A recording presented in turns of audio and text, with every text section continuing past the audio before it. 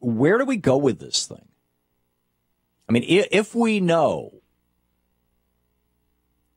that we made a conscious decision over the last 50 years or so to move from everybody being immune to these childhood diseases because they got them as children to everybody being immune from these childhood diseases. And these diseases are deadly diseases when you're an adolescent or an adult. Mumps will cause sterility. Measles will cause birth defects. I mean, people can die from them as well, but there's really serious side effects to these quote, childhood diseases. And so, I mean, there is a discussion, a rational, thoughtful, logical discussion to be had about whether the best way, what is the best way to guarantee that everybody in the United States has immunity to measles and mumps and rubella. When I was growing up in the 50s, parents, if one of their kids had one of those diseases, they would literally invite all the other kids over. We had, measles parties, mumps parties, chickenpox parties. Because everybody understood that that those diseases you wanted to get when you were young.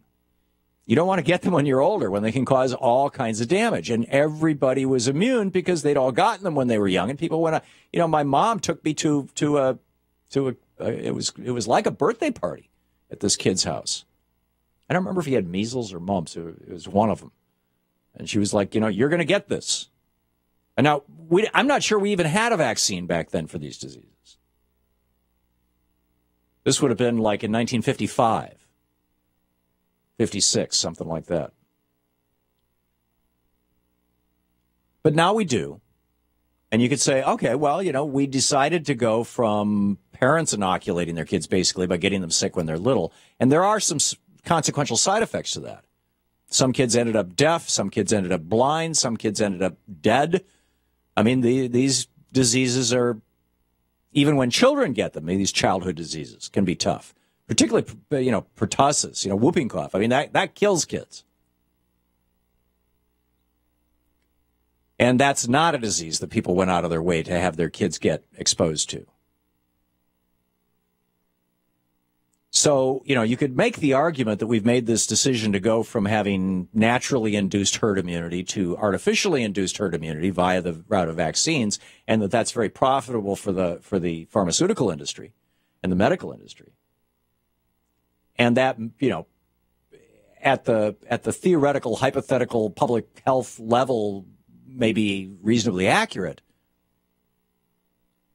but it also may be the best thing.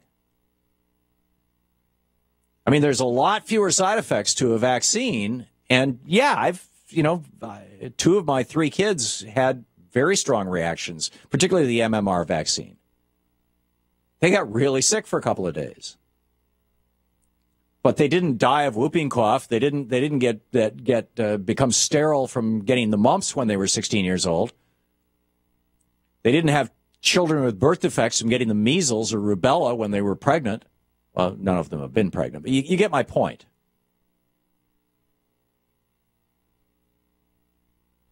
This falls into the category of things like seatbelts and safety helmets.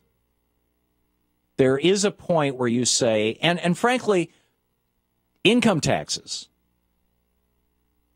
There's a point where you say, this is what we do for the public good. This is what we all do for ourselves.